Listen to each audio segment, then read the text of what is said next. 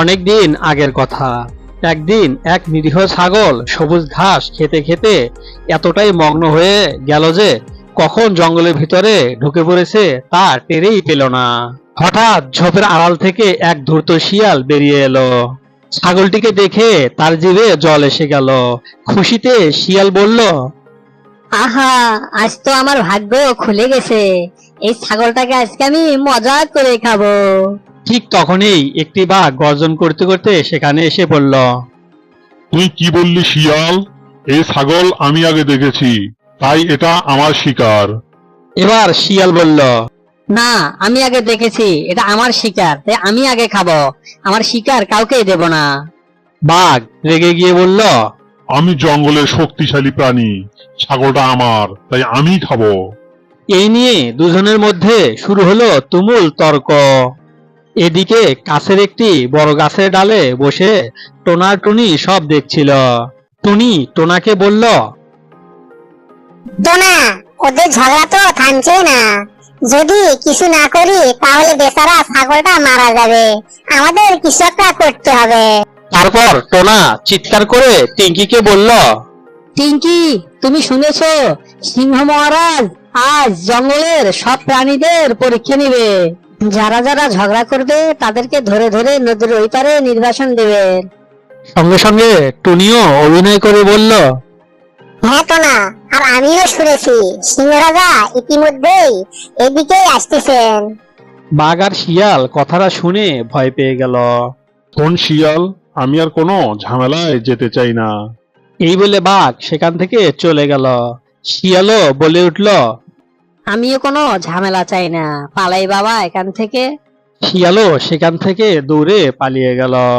টোনা গাছ থেকে নিচে এসে ছাগলের সামনে দাঁড়ালো। ছাগল অবাক হয়ে টোনার দিকে তাকিয়ে রইল।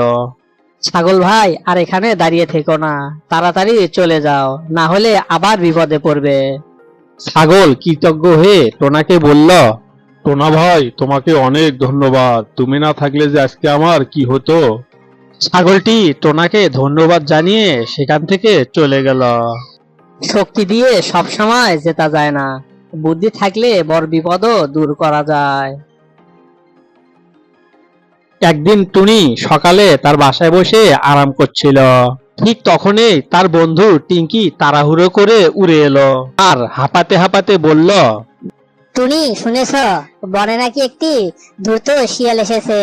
সে গোপনে পাখিদের বাসায় উঠে ডিম চুরি করে খেয়ে ফেলছে। এ কথা শুনে টুনি খুব চিন্তায় পড়ে গেল। এভাবে চলতে থাকলে তো আমাদের ছানারা নিরাপদ থাকবে না। শুধু নিজেদের কথা ভাবলে হবে না, সব পাখিকে বাঁচাতে হবে।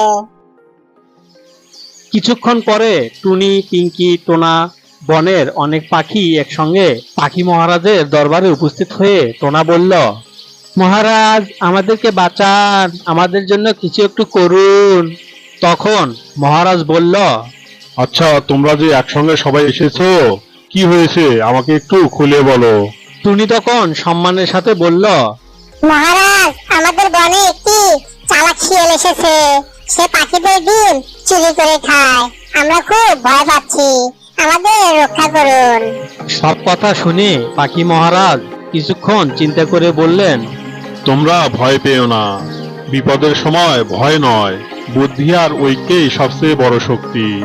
আজ থেকে কোনো পাখি একা থাকবে না, সবাই দল বেঁধে বাসা পাহারা দেবে। আর আমরা এমন একটি বুদ্ধির ফাঁদ তৈরি করব যাতে শিয়াল নিজেই ধরা পড়ে যায়। মহারাজের কথা শুনে সব পাখিরা একসঙ্গে বলে উঠল, আমরা আপনার কথা মেনে চলবো মহারাজ। মনে রেখো, আমরা একসঙ্গে থাকলে কোনো দুষ্ট শিয়াল আমাদের হারাতে পারবে না। এবার প্রস্তুতি নাও, কাল থেকে আমরা শিয়ালকে শিক্ষা দেব।